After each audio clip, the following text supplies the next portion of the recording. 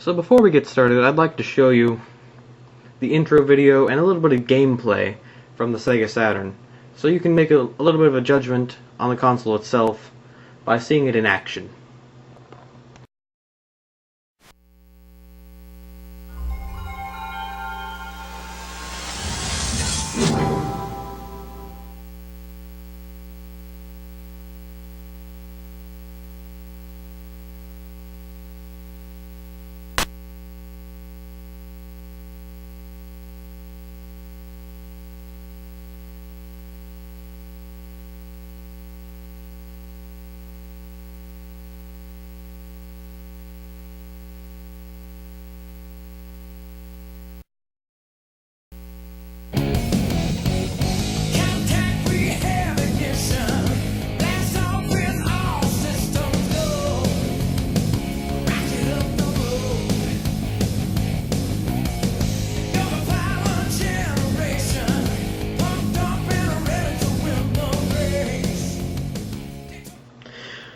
So here today we have the infamous Sega Saturn, which was released in Japan in November of 1994, and oddly enough it did really well in Japan. They sold thousands and thousands of units, and it was just great in Japan. I guess Japanese like Sega.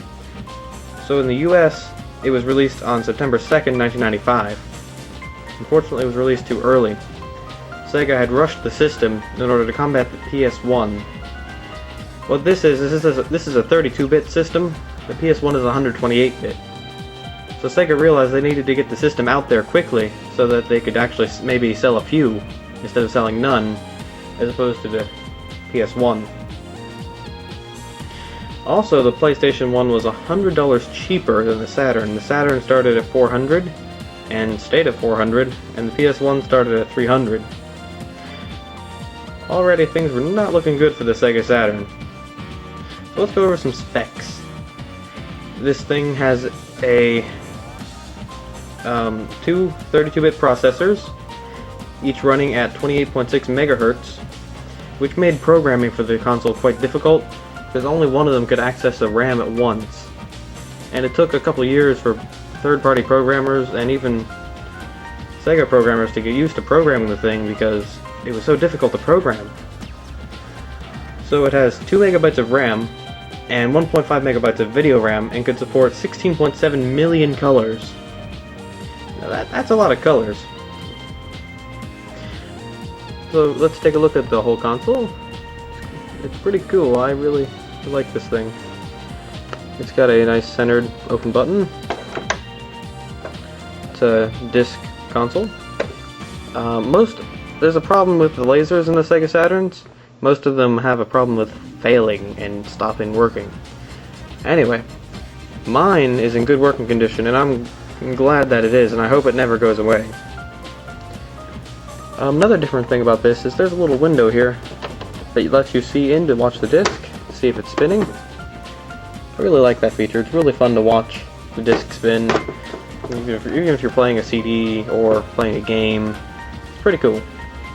Also, there's a reset button, which was not continued in the Dreamcast, which is kind of sad. Everybody likes a good reset button.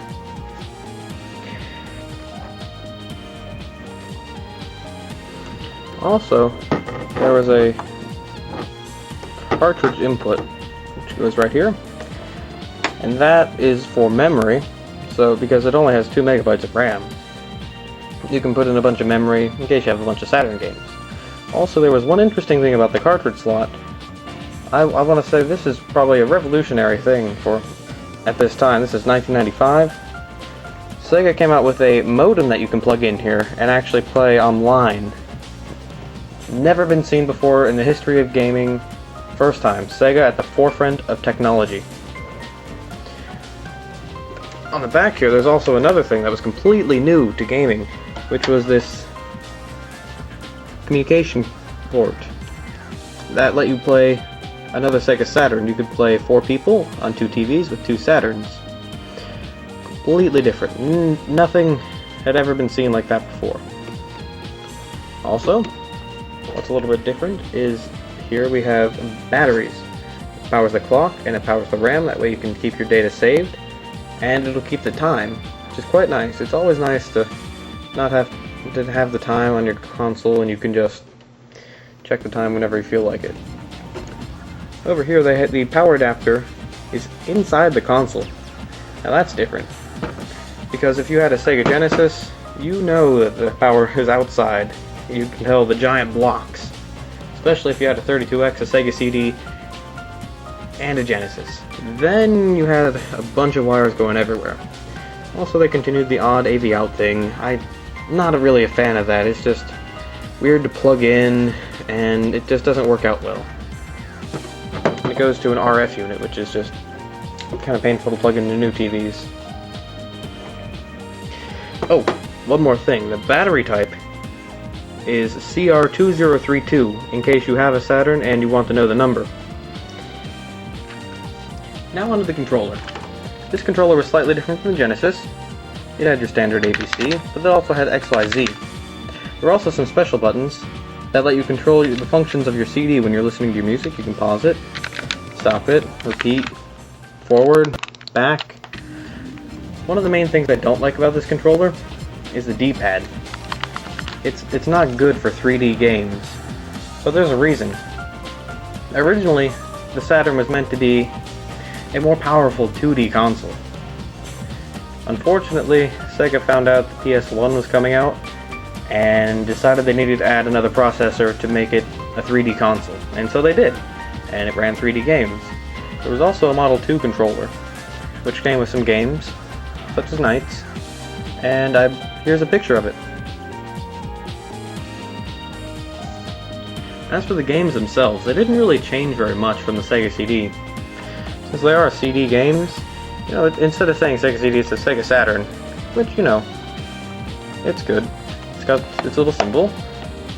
This is Daytona USA Championship Circuit Edition, which is not the normal Daytona USA. It's a special version of it, which it's pretty fun.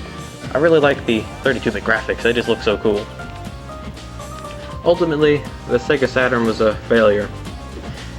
They couldn't make games that were good enough until the end of its life, near 1998. Games like Knights and Panzer Dragoon, which were just amazing. Which is unfortunate, because this is such a good system. I mean, it didn't launch with like any title, but towards the end of its life, it was a great system. And nowadays, now that all the games have been released, you can play whatever you want on this thing. It's just great. I really like 32-bit graphics. They just look amazing and retro. It's perfect for the retro gaming room. So here we have the Sega Saturn.